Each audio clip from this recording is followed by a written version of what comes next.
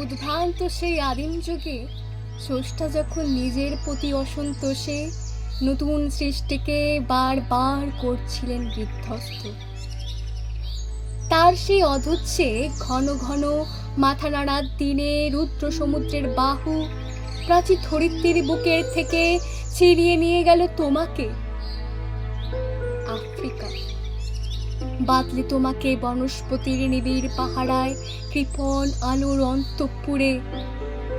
সেখানে নিভৃত অবকাশে তুমি সংগ্রহ করছিলে দুর্গমের রহস্য, চিনছিলে জল স্থল আকাশের দুর্বোধ সংকেত, প্রকৃতির দৃষ্টি অতীতে জাদু মন্ত্র জাগাচ্ছিল তোমার চেতনাতীত মনে। বিদ্রুপ করেছিলে ভীষণকে বিরূপের ছদ্মবেশে, শঙ্কাকে চাচ্ছিলে হার মানাতে, আপনাকে উগ্র করে বিভীষিকার প্রচন্ড মহিমায় তাণ্ডবের বিন্দু হিরিনাদে। হায় ছায়াবৃতা কালো ঘোমটার নিচে অপরিচিত ছিল তোমার মানব রূপ উপেক্ষার আবিল দৃষ্টিতে। এলো ওরা লোহার হাতকড়ি নিয়ে, নখ যাদের তীক্ষ্ণ তোমার নেকড়ের চেয়ে। এলো মানুষ ধরার দল, গর্বে যারা অন্ধ তোমার সূর্যহারা অরণ্যের চেয়ে।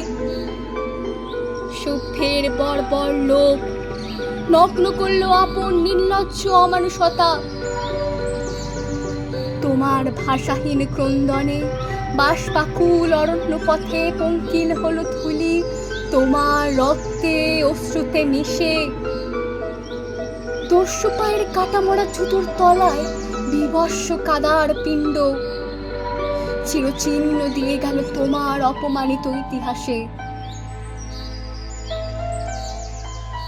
সমুদ্র পাড়ে সেই মুহূর্তে তাদের পাড়ায় পাড়ায় মন্দিরে বাজছিল পূজার ঘণ্টা, সকালে সন্ধ্যায় দয়াময় দেবতার নামে। শিশুরা খেলছিল মায়ের কোলে, কবির সঙ্গীতে বেজে উঠেছিল সুন্দরের আরাধনা। আজ যখন পশ্চিম দিগন্তে পৌষৎকাল ঝঞ্ঝা বাতাসের ঊর্ধ্বশ্বাস, যখন গুপ্ত গহ্বর থেকে পশুরা বেরিয়ে এলো, অশুভ ধ্বনিতে ঘোষণা করলো দিনের অন্তিম কাল। এসো যুগান্তের কবি, আসন্ন সন্ধ্যার শেষ রশ্মিপাতে দাঁড়াও ওই মানহারা মানবীর দ্বারে, বলো ক্ষমা করো। হিংস্র প্রলাপের মধ্যে সেই হোক তোমার সভ্যতার শেষ পুণ্যবাণী।